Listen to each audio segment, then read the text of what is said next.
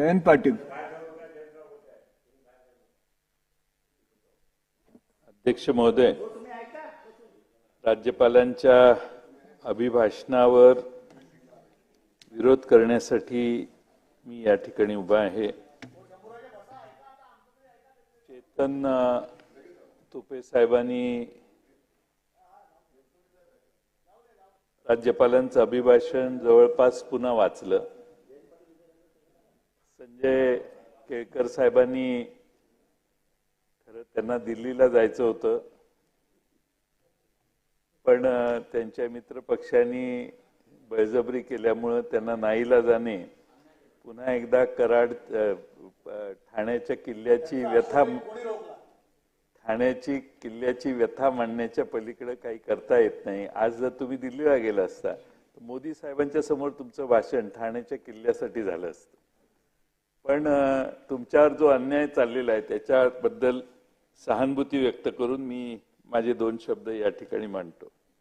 अध्यक्ष महोदय, राज्यपालांनी या वर्षीच्या सुरुवातीला जे अभिभाषण दोन्ही सभागृहांच्या समोर मांडायचं होतं त्या भाषणाच्या आभार प्रस्तावावर बोलत असताना अध्यक्ष महोदय मला हे सांगितलं पाहिजे की राज्यघटनेत 176 कलम आहे आणि त्यामध्ये स्पष्ट म्हटलेलं आहे की लोकसभेच्या निवडणुकीच्या नंतर किंवा प्रत्येक वर्षाच्या सुरुवातीला राज्यपालांचं दोन्ही सभागृहांच्या समोर भाषण होईल आणि सभागृहाची बैठक का बोलवली हे सांगतील. इंग्रजीमध्ये त्या बाबतीत असं वाक्य आहे की shall inform causes of its summons, म्हणजे दोन्ही सभागृहांना का बोलवले आहे हे सांगितलं जाईल. अध्यक्ष महोदय, राज्यपालांचं हे भाषण म्हणजे काय होतं तर अध्यक्ष महोदय, सरकारने काय केलं, काय करत आहे याचा डंका पिटवण्याच्या पलीकडं काही फार विशेष राज्यपालांच्या भाषणात आम्हाला काही दिसत नाही. आणि अध्यक्ष महोदय, त्यात आमच्या मते आम्ही हेच करतोय, आम्ही ते करतोय याच्या पलीकडं काही विशेष दिसलं नाही. अर्थात अध्यक्ष महोदय, राज्यघटनेमध्ये काय लिहिलंय आणि कलम 176 भारतीय राज्यघटनेत आहे त्याच्यासाठी आपण काय बोललं पाहिजे याचा आणि राज्यपालांच्या भाषणाचा आम्हाला कुठं संबंध दिसला नाही. अध्यक्ष महोदय, राज्यघटनेचं या लोकांचं काही देणं घेणं नाहीये. किंबहुना हे राज्यघटना बदलण्यासाठीच आम्हाला सत्ता पाहिजे अशी भाषणं मागच्या लोकसभेच्या निवडणुकीत यांनी केली. आणि अध्यक्ष महोदय, आज राज्यघटना बदलण्याची यांची भाषा काय आजची नाही. स्वातंत्र्याच्या नंतर डॉक्टर बाबासाहेब आंबेडकरांनी राज्यघटना ज्यावेळी तयार करायला सुरुवात केली, मांडली, अगदी तिरंग्याच्या साठी देखील काय भूमिका या सर्वांची आहे हे भारतानं यापूर्वी अनुभवलेलं आहे. आणि म्हणून अध्यक्ष महोदय, राज्यघटनेची बदलण्याची भाषा अलीकडच्या काळात एक खासदार म्हटले, निवडणुकीतही अनेक उमेदवार समोरच्या पार्टीचे भाषण करायचे देशभर की आम्हाला 400च्या पार जायचंय. आणि 400च्या पार का जायचंय तर आम्हाला घटना बदलायची. अध्यक्ष महोदय, मला यांना हे विचारायचंय की त्या संविधानाच्या जोरावर तुम्ही सत्ता मिळवली, ती संविधान बदलण्याची इच्छा का झाली? कोणत्या तरतुदी संविधानातल्या अशा आहेत की यांना मानवत नाहीत किंवा अडचणीच्या होतात आणि त्यामुळं हे कधीतरी स्पष्ट होणं आवश्यक आहे. अध्यक्ष महोदय, पंतप्रधानांचे आर्थिक सल्लागार विवेक देबरॉय यांनीही भारताला नव्या संविधानाची गरज आहे असं नमूद केलेलं होतं. त्यामुळे कसं आहे की एखादा खडा टाकून बघायचा, पचला तर पचला, नाहीतर मग हळूच माघार घ्यायची, ही यांची जुनी सवय आहे. अध्यक्ष महोदय, मी पुन्हा राज्यपालांच्या भाषणाकडे येतो. अध्यक्ष महोदय, 85 भाषणातले हे मुद्दे आहेत, पण अध्यक्ष महोदय यातले 5 मुद्दे जरी महाराष्ट्राच्या जनतेच्या हिताचे असते तर मी कौतुक केलं असतं. आज अध्यक्ष महोदय, आम्ही काय करतो याच्या पलीकडे काही सांगत नाही. भाषणाची सुरुवात नेहमीप्रमाणे छत्रपती शिवाजी महाराजांचं नाव घेऊन केली आहे. फुले शाहू आंबेडकर उच्च दर्जाचे यांच्या उच्च आदर्शाचे पालन यांचं सरकार करतंय असं हे सांगतायत. अध्यक्ष महोदय, यांना छत्रपती शिवाजी महाराजांचा नाव घेण्याचा अधिकारच नाहीये. कारण अध्यक्ष महोदय, आपण छत्रपती शिवाजी महाराजांच्या जागतिक दर्जाचं स्मारक करायचं ठरलं. मला आठवतं 24 डिसेंबर 2016 शिवस्मारकाचे पंतप्रधानांच्या हस्ते महाराष्ट्राच्या इथंच अध्यक्ष महोदय समुद्रात जाऊन जलपूजनाचा मोठा सोहळा झाला आणि यातले बरेचसे मंत्री त्यांच्यावर समुद्रात गेलेले होते.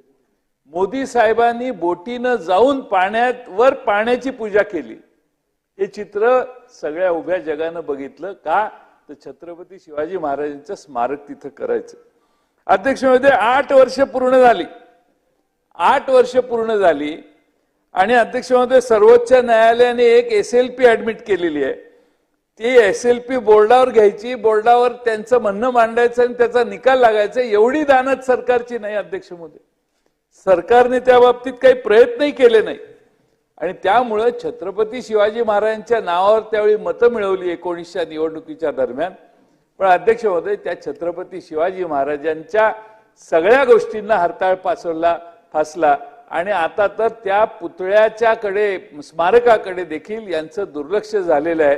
ते आता आमचं सरकार आल्यावरच ते काम पूर्ण आम्हाला करावं लागेल. अध्यक्ष महोदय, खरं म्हणजे राज्यपाल असं म्हणतात की निर्यातीत आमचं राज्य अग्रेसर आहे. अग्रेसर आहे म्हणजे पहिल्या क्रमांकाच आहे.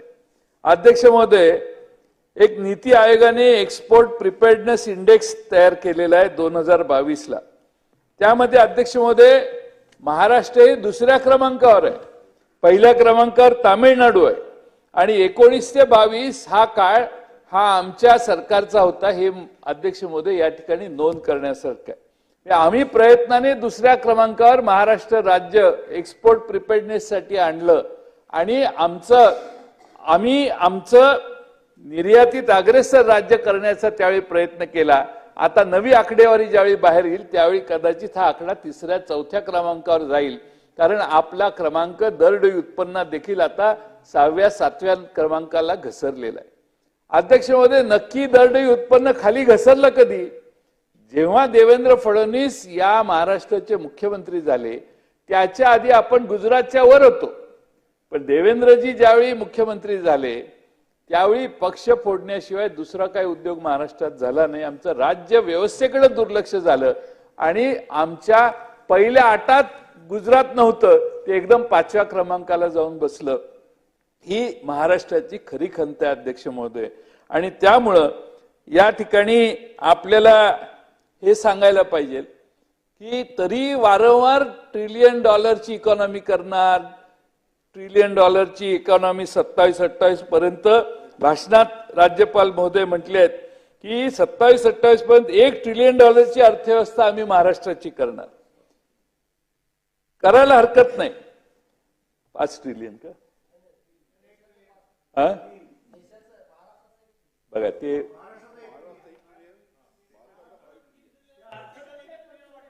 संजय बनसोडेंचं किती लक्ष आहे ट्रिलियन कुणाचा? आपला 1 ट्रिलियन, त्यांचा 5 ट्रिलियन. म्हणजे महाराष्ट्राची इकॉनॉमी 1 ट्रिलियन होणार.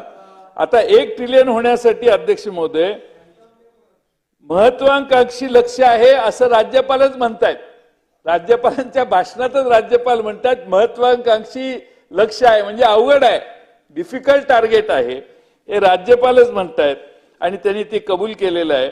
आणि म्हणून अध्यक्ष महोदय हा 1 ट्रिलियनचा दावा हा वास्तववादी नाही, हे इनडायरेक्टली राज्यपालांनी आपल्या भाषणात सांगितलं. अध्यक्ष महोदय, एक मित्रा नावाची आपली जी संस्था आहे त्यांनी एक रिपोर्ट दिलाय की 6 वर्षामध्ये $1.53 ट्रिलियन गुंतवणूक असेल तरच महाराष्ट्र $1 ट्रिलियन इकॉनॉमी होऊ शकते.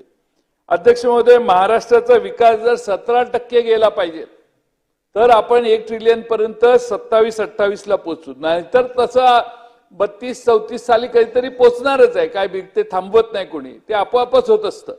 पण अध्यक्ष महोदय, आपण महाराष्ट्रात आज 7-7.5% ग्रोथ रेट आहे आणि आपला अध्यक्ष महोदय 17% ग्रोथ रेट जर झाला तर आपण 27-28 साली अध्यक्ष महोदय 1 ट्रिलियन इकॉनॉमीला पोहोचू, याचं राज्यकर्त्यांना भान आणून देणं आवश्यक आहे.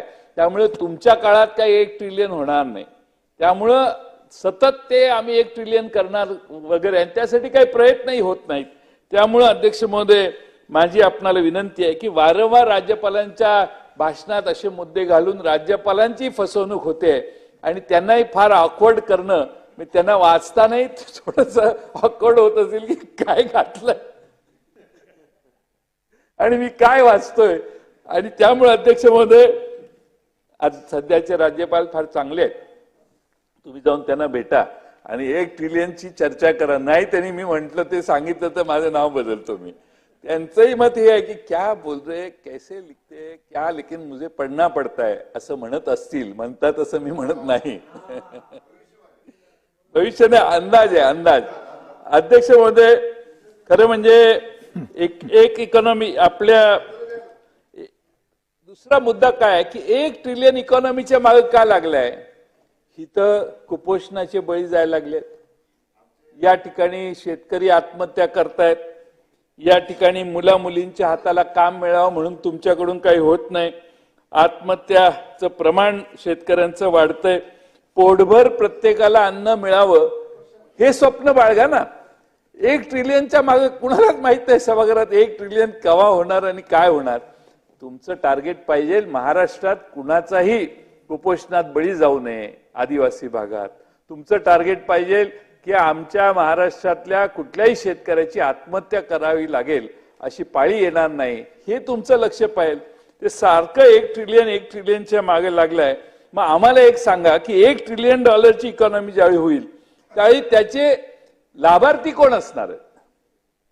जर महाराष्ट्रात बेकारी राहणार आहे, जर महाराष्ट्रात तरुणांचे प्रश्न राहणार आहेत, महाराष्ट्रातल्या सगळ्या आदिवासी घटकात कुपोषणाचे बळी जात आहेत, शेतकऱ्यांच्या आत्महत्या होत आहेत, गुन्हेगारीचं प्रमाण वाढतंय, तर मग अध्यक्ष महोदय $1 ट्रिलियन इकॉनॉमीचे लाभार्थी कोण असणार आहेत हे एकदा सांगा. मग काही ठराविक देशातले उद्योगपतीच जर लाभार्थी होणार असतील आणि त्यांच्या चाकरी त्यांच्यात पदरी जाऊन चाकरी करण्याची पाळी येणार असेल तर ती चाकरी तरी महाराष्ट्रातले बेकारी कमी करणारी असली पाहिजे. आणि त्यासाठी खरं म्हणजे एकदा महाराष्ट्राला तो प्रकाश टाकण्याचं काम आपण केलं पाहिजे. अध्यक्ष महोदय 2024ला मुख्यमंत्री महोदय जानेवारीत दावोसला गेलेले, तुम्ही गेला होता. तुम्ही त्यांना काय घेऊन जातात ते तुम्ही नाही गेला. दावोसला काही मुख्यमंत्री आणि मंत्री महोदय काही गेलेले होते. जयंतराव विषयाच्या बाहेर जाऊ नका. विषयाच्या आतच आहे पण दावोसचा उल्लेख केला. विषयाच्या बाहेर जातो मगासपासून. तुम्ही राज्यपालांच्या भाषणावरती या. अध्यक्ष महोदय मी चौकशी करतोय त्या दोघातलं कोण गेलं. आता हे विषय दावोसला गेले मुख्यमंत्री तर ते खरं आहे गेले होते, त्यांच्यावर कोण गेलेलं हे माहित नव्हतं म्हणून चौकशी मी केली.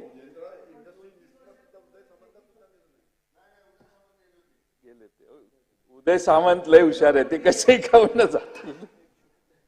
त्यामुळे अध्यक्ष महोदय 2024ला 3,53,000 कोटीचे सामंजस्य करार केले आणि त्यातून 2 लाख नोकऱ्या निर्माण होतील असं माननीय मुख्यमंत्री महोदयांनी त्यावेळी जाहीर केलं आलेलं. अध्यक्ष महोदय गंमत काय, 2023ला पण दावोसला जाऊन आले साहेब. 1,37,000 कोटी रुपये 1.37 लाख कोटी रुपयाची गुंतवणूक त्यांनी आणली असा त्यांनी दावा केला आणि त्यातून 1 लाख रोजगार निर्माण होतील असे सांगितले. राज्यपाल मुख्यमंत्री महोदयांची घोषणा मी खरी समजतो. आम्हाला सभागृहासमोर हे देतो ना मी माझं झालं. आमची सभागृहासमोर विनंती आहे. हो मंत्री महोदय तुम्ही शांत बसा ना जरा, शांत बसा. आज अध्यक्ष महोदय तुमचा मूड दिसत नाही, काही चुकलंय का आमचं. नाही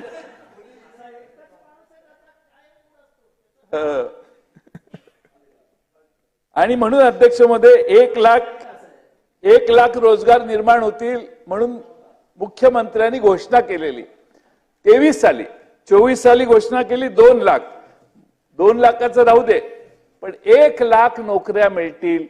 माझी सभागृहात मुख्यमंत्री महोदयांना विनंती आहे की त्या 1,00,000 नोकऱ्या कुणाला मिळाल्या याची माहिती सभागृहाच्या पटलावर ठेवा. आता 23 साल 1.5 वर्ष झालं त्याला.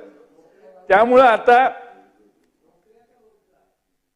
त्यांनी नोकऱ्या म्हणजे रोजगार मिळालाय म्हणून सांगितलं.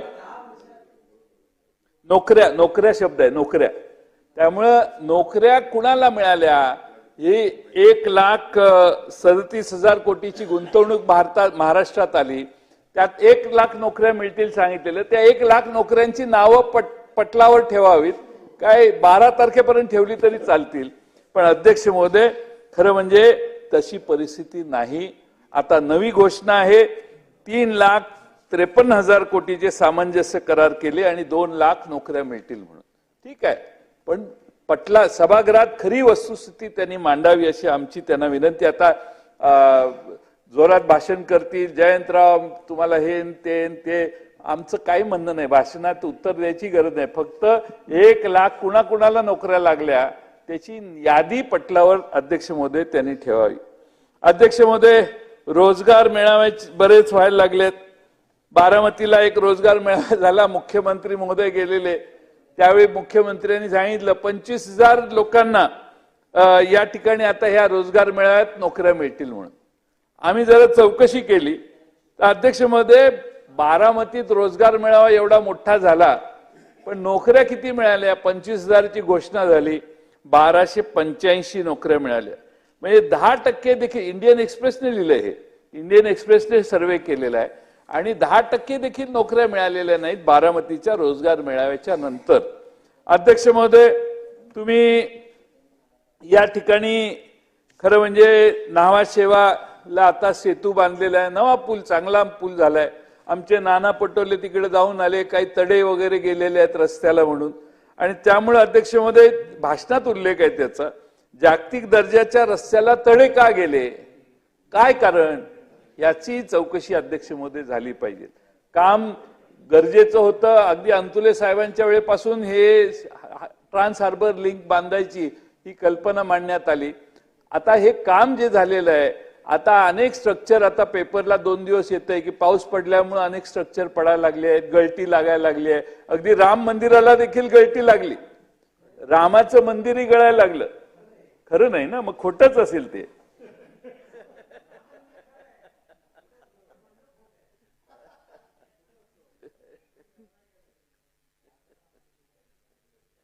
अध्यक्ष महोदय नाही, राम आमच्या पार्टीत आलाय. मी सांगतो ना, त्याच्यावर येतो मी तो मुद्दा. हो, राम आमच्या पार्टीत आलेला आहे. आता अध्यक्ष महोदय लोकसभेची निवडणूक झाली, आता त्यांनी विषय काढला म्हणून सांगतो. अध्यक्ष महोदय 2019 साली नरेंद्र मोदींचं लीड त्यांच्या मतदारसंघात 4,79,000 होतं. अध्यक्ष महोदय या वर्षीचं लीड किती? ते घटलं आणि 1.5 लाखावर मोदी साहेबांचं लीड 1.5 लाखावर आलं. अध्यक्ष महोदय निवडणुकीचा मतितार्थ कळण्यासाठी एवढं पुरेसं आहे. मोदी साहेबांचं लीड 4-4.5 लाखावरून 1.5 लाखावर आलं. हे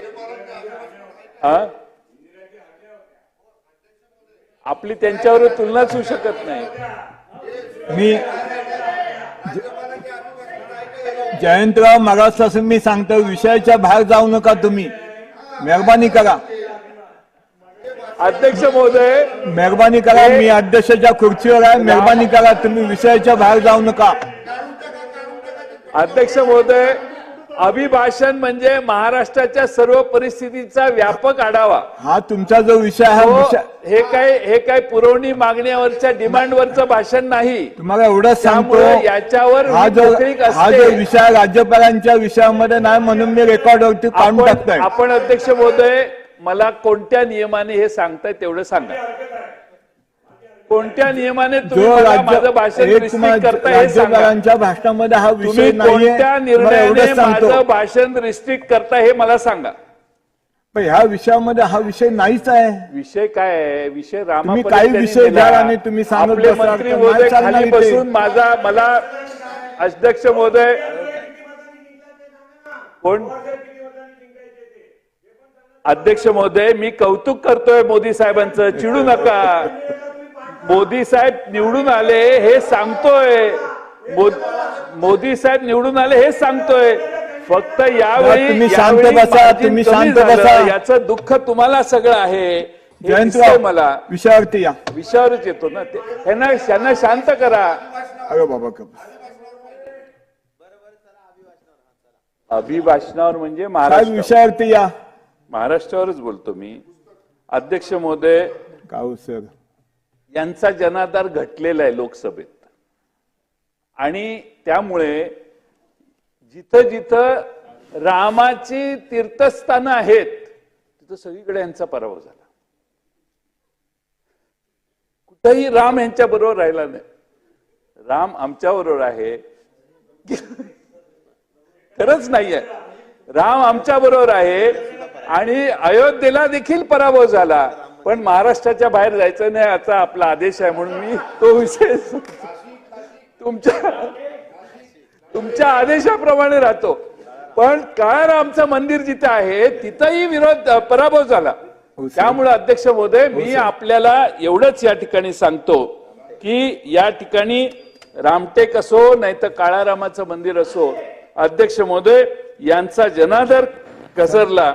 आणि हे काय म्हणतात तर मुस्लिम आणि दलित समाजामध्ये खोटे कथानक पसरवल्यामुळं महाराष्ट्रात भाजपचा पराभव झाला. अध्यक्ष महोदय, मुस्लिम आणि दलित समाजाला तुम्ही काही दुधखोळ समजता काय? अध्यक्ष महोदय, कोणी येऊन काही बोललं की ते त्याच्यावर विश्वास ठेवतील का? मुस्लिम आणि दलित समाजाला स्वतःचा विचार करण्याची कुवत आहे, शक्ती आहे, बुद्धी आहे. ते कोणाचेही न ऐकता स्वतंत्र बुद्धीनं आजपर्यंत मतदान करत आलेले आहेत. आणि अध्यक्ष महोदय, या ठिकाणी खरं म्हणजे इंडिया आघाडीला जो विजय मिळाला आहे त्यात सगळ्यांनीच मतदान केले. पण सच्चा जो हिंदू आहे त्या बसल्यावर बोलू नये असा आदेश द्या. अध्यक्ष महोदय मला संरक्षण द्या. अध्यक्ष महोदय संरक्षण द्या. सच्चा अध्यक्ष महोदय, सच्चा जो हिंदू आहे त्या सच्च्या हिंदूंनी खऱ्या राम भक्तांनी इंडिया आघाडीला मतदान केलं आणि त्यामुळे अध्यक्ष महोदय आम्ही जवळपास 30 पर्यंत गेलो, 31 पर्यंत गेलो. अध्यक्ष महोदय, अयोध्येमध्ये सुद्धा बाकीच्या आता काय महाराष्ट्राच्या बाहेर काय बोलायचं नाही. पण अध्यक्ष महोदय का विरोध झाला? तरी महाराष्ट्राच्या बाहेर तुम्ही जाता, मगासपासून तुम्ही जाता, जाऊ नका म्हणून तुम्हाला विनंती करतोय मी. कुठेही जात नाही, फक्त अयोध्येला जातो. मला एक परवानगी द्या अयोध्येला जायची, बाकी कुठेही महाराष्ट्र सोडून जात नाही. अध्यक्ष महोदय, अयोध्येला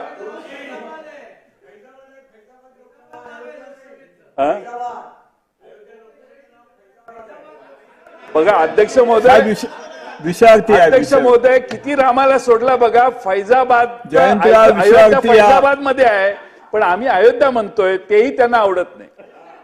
जयंतराव माझी विनंती आहे विषयार्थी. अयोध्येचा द्वेष का, इतका राग अयोध्येच्या रामाच्या विरोधी का गेलाय तुम्ही इतके? अध्यक्ष महोदय जाऊ दे. पण अध्यक्ष महोदय खरं म्हणजे मी अध्यक्ष महोदय पण ही नोटबंदीची शिक्षा आहे, चुकीच्या पद्धतीने कोरोना हाताळला याची शिक्षा आहे. 45 वर्षात जी महाराष्ट्रात आणि देशात प्रचंड बेरोजगारी वाढली त्याची शिक्षा आहे. आणि म्हणून अध्यक्ष महोदय या महाराष्ट्राने आता निर्णय घेतलेला आहे की या विकासाच्या गप्पा मारणाऱ्या सरकारच्या विरोधात आपण मतदान करायचं. अध्यक्ष महोदय, मी या ठिकाणी आपल्याला एवढंच सांगेन की अध्यक्ष महोदय पीएचडी बद्दल देखील मध्ये विधान केलेलं होतं. पीएचडी लावून काय दिवे लावणार आहेत. डॉक्टर बाबासाहेब आंबेडकर पण पीएचडी होते. अर्थमंत्री पहिले चिंतामणराव देशमुख देखील पीएचडी होते. आता अध्यक्ष महोदय पीएचडीच्या मानधनासाठी या राज्यात आंदोलन चालू आहे. विद्यार्थी आंदोलन करतायत आणि फुलेवाडा ते विधान भवन असा लॉंग मार्च विद्यार्थ्यांनी काढलाय. अध्यक्ष महोदय त्याच्याकडे देखील सरकारने लक्ष द्यावं. बरीच महामंडळ जाहीर केलेली आहेत, करतायत, रोज चालू आहे एक महामंडळ. आणि त्यामुळे अध्यक्ष महोदय मोदी साहेबांचं धोरण काय आहे? मोदी साहेबांचं धोरण आहे की अध्यक्ष महोदय जी महामंडळ पांढरी हत्ती झालेली आहेत ती बंद करायची आणि सरकारचे पैसे वाचवायचे असं मोदी साहेबांचं धोरण आहे. पण हे मोदी साहेबांचं धोरण दुर्लक्षित करून रोज एक नवं महामंडळ जाहीर करायला लागलेत, हेही अतिशय गंभीर आहे. आणि जेवढे महामंडळ जास्त जाहीर कराल तेवढी महामंडळाचं महत्व डायल्यूट होतंय, हेही सरकारने लक्षात घेणं गरजेचं आहे. अध्यक्ष महोदय, आज या ठिकाणी आमचे सुधीर भाऊंनी घोषणा केलेली होती. डिसेंबर 22 मध्ये सुधीर भाऊ म्हटले की आम्ही 23चा राज्याभिषेक सोहळ्याच्या आधी छत्रपती शिवाजी महाराजांची वाघ नखं आणि तलवार भारतात आणू. आता 2024चा राज्याभिषेक सोहळाही होऊन गेला, पण अध्यक्ष महोदय अजून वाघ नखे आणि जगदंबा तलवार भारतात आलेली नाही. 2023च्या राज्यपाल भाषणामध्ये देखील त्याचा उल्लेख होता. आता 24च्या राज्यपालांच्या भाषणात देखील उल्लेख आहे. मी राज्यपालांना किती ऑकवर्ड करायचे, ह्याला काहीतरी मर्यादा ठेवा. ही काय वाघ नखं येत नाहीत, तलवार काय जगदंबा तलवार येत नाही. आणि अध्यक्ष महोदय, त्यामुळं शिवाजी महाराजांचं स्मारकही तुम्ही करत नाही, त्यांच्या वस्तू इंग्लंडला अडकलेल्या त्याही परत आणू शकत नाही. आणि म्हणून छत्रपती शिवाजी महाराजांचं नाव घेऊन आता मतं मागायचा तुम्हाला कोणताही अधिकार राहिलेला नाही. अध्यक्ष महोदय, मराठवाड्यात 46,000 कोटी रुपयाची घोषणा केली. 46,000 कोटी रुपये राज्यपालांच्या अभिभाषणात. मराठवाडा वॉटर ग्रीडची आपण चर्चा करतोय, पण त्याच्यासाठी काही पावलं पडत नाहीत. अध्यक्ष महोदय, त्यासाठी माझी आपणाला विनंती कळकळीची आहे की काही महत्वाचे प्रश्न या सरकारने दुर्लक्षित केले आहेत. महाराष्ट्र कर्नाटक सीमा वादाबाबत राज्यपालांनी अभिभाषणात उल्लेख केलेला आहे, पण 2 वर्षात काहीच प्रयत्न झालेले दिसत नाहीत. आणि मला वाटतं आपल्याकडे ती जबाबदारी सीमा प्रश्नाच्या बाबतीत मला वाटतं आपल्याकडे आहे. तर ते वकील देणं, बाकीच्या सगळ्या गोष्टी ते सतत हेलपाटे घालतात. आपण लक्ष घालाल असा मला विश्वास आहे. त्याचबरोबर एक काळ असा होता की दोन्हीकडे भाजपचं सरकार होतं, तेव्हाही तो मी प्रश्न सोडवला नाही. भातखळकरांच्या नेतृत्वाखाली आम्हाला जायचं असेल तर तुम्हाला का अडचण काय? जयंतराव, जी साहेब, 40 सदस्य आहेत, मेहरबानी करा. लगेच करतो.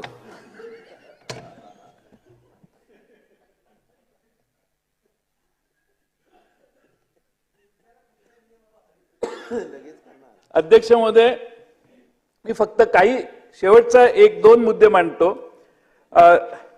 गेल्या काही वर्षात आम्ही बरेच उद्योग महाराष्ट्राच्या बाहेर जाऊन दिले असं म्हणायला हरकत नाही. अध्यक्ष महोदय, या सरकारने एक मोठी संधी गमावली.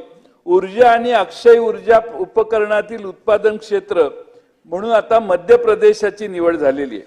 अध्यक्ष महोदय, केंद्रीय ऊर्जा मंत्रालयाने सुरू केलेल्या योजनेच्या अंतर्गत या झोनसाठी आंध्र प्रदेश, बिहार, गुजरात, महाराष्ट्र, ओडिशा, तामिळनाडू, तेलंगणा यांनी सगळ्यांनी प्रयत्न केला, पण मध्य प्रदेशने बाजी मारली आणि मंत्रालयानं झोनच्या स्थापनेसाठी 400 कोटीची आर्थिक मदतही त्यांना देऊन टाकली. वेदांत फॉक्सकॉन गेलं, तो मोठा इतिहास झाला. त्या वेदांत फॉक्सकॉनच्या मालकाला मुख्यमंत्री, उपमुख्यमंत्री, उद्योग मंत्री कोणी जाऊन भेटलं नाही. अध्यक्ष महोदय, आणखीन एक महत्वाचा मुद्दा आहे, तो म्हणजे बल्क ड्रग पार्क. आपण अध्यक्ष महोदय राज्यपालांच्या अभिभाषणात, शंभूराजे, राज्यपालांच्या अभिभाषणात राज्यपालांनी या प्रकल्पासाठी रायगड जिल्ह्यातील दिघी येथे 1000 एकर जमीन संपादित केली आहे. यातून 2200 रोजगार उपलब्ध होणार असा घोषणा राज्यपालांच्या अभिभाषणात आहे. पण अध्यक्ष महोदय, हा प्रकल्प कधीच राज्याच्या बाहेर निघून गेला. बल्क ड्रग पार्क आता गुजरातमध्ये भरूचला उभा केला जाणार आहे. अध्यक्ष महोदय, 3000 कोटी रुपयाच्या प्रकल्पात 51,000 नोकऱ्या निर्माण करण्याची क्षमता होती, पण हाही प्रकल्प महाराष्ट्राच्या बाहेर गेला. आणि त्यामुळे अध्यक्ष महोदय, हा प्रकल्प फार्मास्युटिकल क्षेत्रासाठी अत्यंत महत्वाचा होता. आपलं एक पाऊल मागे गेलं. अध्यक्ष महोदय, वैद्यकीय उपकरण पार्क प्रकल्प सप्टेंबरच्या शेवटच्या आठवड्यात मेडिकल डिव्हाइस पार्क प्रकल्प रद्द करण्यात आला. महाराष्ट्रात 424 कोटीची गुंतवणूक होणार होती. 3-3.5 लोकांना नोकरी मिळाली असती. महाराष्ट्रातील प्रकल्पाला मंजुरी मिळाली नाही. पण दुसरीकडे तामिळनाडू, उत्तर प्रदेश, मध्य प्रदेश, हिमाचल प्रदेशात मेडिकल डिव्हाइस पार्क प्रकल्पांना मंजुरी देण्यात आली. तत्कालीन महाविकास आघाडी सरकारने ऑक्टोबर 20 मध्ये विशेष सवलती देऊन यास मान्यता दिली होती. यांच्या काळात तोही प्रकल्प गेला. टाटा एअरबस प्रकल्प देखील 22,000 कोटी रुपयाचा अधिकाऱ्यांच्या त्यातनं 15-20 हजार नोकऱ्या मिळाल्या असत्या तर अध्यक्ष महोदय तोही प्रकल्प आता गुजरातमध्ये गेला. सॅफ्रॉनचा MRO प्रकल्प एक मोठा प्रकल्प तेलंगणातील हैदराबाद मध्ये गेला. विदेशी विमान कंपन्यांसाठी 1234 कोटी रुपयाचे देखभाल दुरुस्ती आणि ओव्हरऑलिंग सुविधा एका फ्रेंच बहुराष्ट्रीय कंपनीने सॅफ्रॉन ग्रुपने प्रस्तावित केली होती. तो प्रकल्प नागपूरहून हैदराबाद मध्ये हलवण्यात आला. भूसंपादनाला झालेल्या विलंबामुळे हा प्रकल्प रखडला होता. 1115 कोटीच्या सुरुवातीच्या गुंतवणुकीने हा प्रकल्प अध्यक्ष महोदय शेजारच्या राज्यात गेला. अध्यक्ष महोदय यांचं लक्षच नाही राज्याकडे. यांचं लक्ष मोठे मोठे टेंडर काढायचे, मोठमोठ्या रस्त्यांच्या घोषणा करायच्या, मोठमोठ्या प्रोजेक्टच्या घोषणा करायच्या आणि बांधकाम खात्यात आज 64,000 कोटी रुपये अध्यक्ष महोदय पेमेंट बाकी आहे, बिलं द्यायची आहे त्यांना, तरी इकडे मोठ्या घोषणांचा पाऊस चालू आहे. आणि म्हणून अध्यक्ष महोदय मी या निमित्तानं आपल्याला नम्रतापूर्वक सांगतो की महाराष्ट्राची अधोगती व्हायला लागलेली आहे. आता लगेच तुम्ही म्हणाल महाराष्ट्राची बदनामी करताय, कागदोपत्री अधोगती चालू आहे आणि त्यामुळं मी तुम्हाला ते जाणीवपूर्वक सांगायचा प्रयत्न करतोय.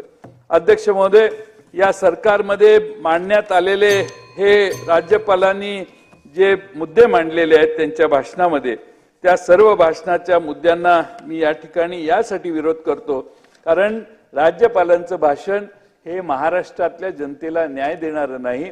शेतकऱ्यांच्याकडे दुर्लक्ष करणार आहे, शेतमजुरांकडे दुर्लक्ष करणार आहे. आता सगळं गेलंय. जो बूंद से गई वो हौद से गई वो बूंद से नहीं आती, अशी जी बूंद से गई वो हौद से नहीं आती, तसं हौद काल उघडा केलेला आहे.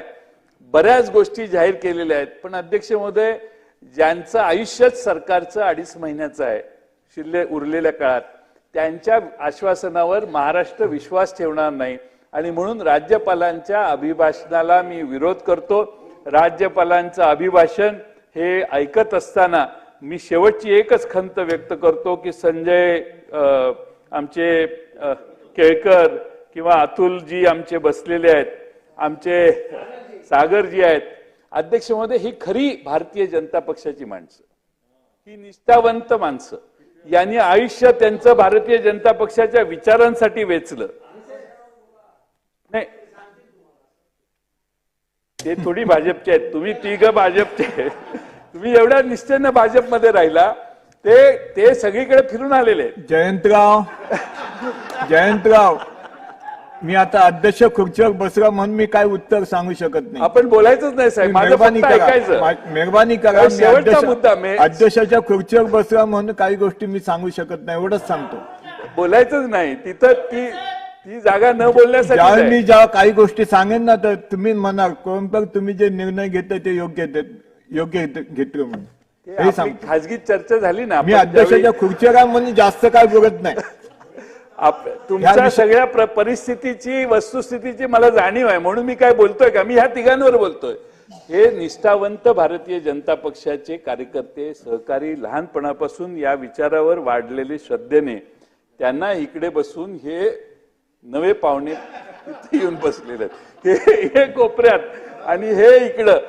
त्यामुळे हे पाहुणे ते जाऊन परत आलेले, परत गेलेले आहेत. त्यामुळे हे सगळे अध्यक्ष महोदय, ही जी खंत आहे महाराष्ट्रातल्या भारतीय जनता पक्षाच्या निष्ठावंत कार्यकर्त्यांची, त्याच्यामुळे लोकसभेची परिस्थिती अशी झाली आहे आणि विधानसभेत यांचा पराभव होईल आणि भारतीय जनता पक्ष खरा जो आहे तो शिल्लक राहील अशी माझी अपेक्षा आहे. सन्माननीय सदस्य सुनील प्रभू,